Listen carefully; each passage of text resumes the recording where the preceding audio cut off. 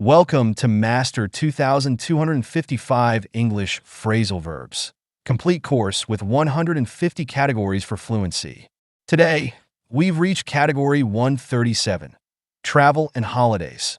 Phrasal verbs you need for your next trip. Whether you're planning a vacation or a business trip, these phrasal verbs will help you sound more natural and confident when talking about travel. Let's kick things off with set off. This means to begin a journey or trip. For example, we set off early in the morning to avoid traffic. It's the perfect way to describe the start of an adventure. Next, we have take off. This is commonly used for airplanes and means when a plane leaves the ground. For instance, our flight took off at 8 a.m. It's a must-know term for airport conversations. Now let's talk about check-in. This means to register at a hotel, airport, or event. For example, we checked in at the hotel and went straight to the pool. It's used all the time in hotels and airports. On the other hand, check out is the opposite. It means to leave a hotel or accommodation. For instance, don't forget to check out of the hotel before 11 a.m.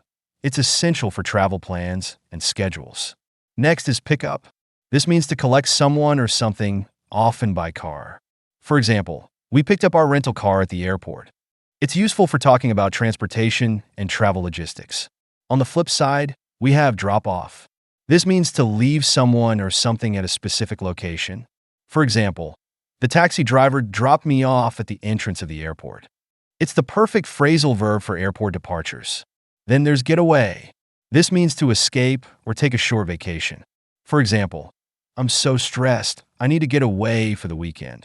It's great for describing mini vacations and weekend trips. Another essential is stopover. This means to make a short stay at a place during a longer journey. For instance, our flight had a stopover in Paris before continuing to New York. It's often used when discussing layovers on flights. Next, we have look around. This means to explore or observe a place casually. For example, we spent the afternoon looking around the old town. It's often used when sightseeing or exploring new areas. Come back means to return to a place you were before. For example, we came back from our vacation feeling refreshed. It's one of the simplest yet most useful travel-related phrasal verbs. Another essential is head for. This means to move toward a specific destination. For example, we're heading for the airport now.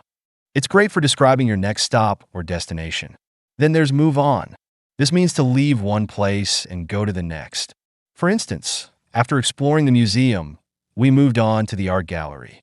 It's used to describe a smooth transition during travel or tours. Another important one is settle in. This means to get comfortable in a new place, like a hotel or vacation rental. For example, it took us a few hours to settle in after the long flight. It's all about adjusting and getting comfortable. Next is get in. This means to arrive at a destination.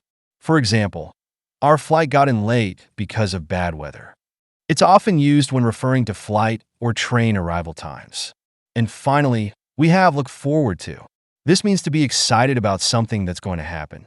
For instance, I'm really looking forward to our beach vacation next month. It's the perfect phrase to express excitement before a trip. And that wraps up category 137.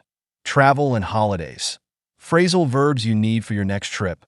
These phrasal verbs will help you talk about flights, vacations, road trips, and everything in between. See you in the next lesson for category 138.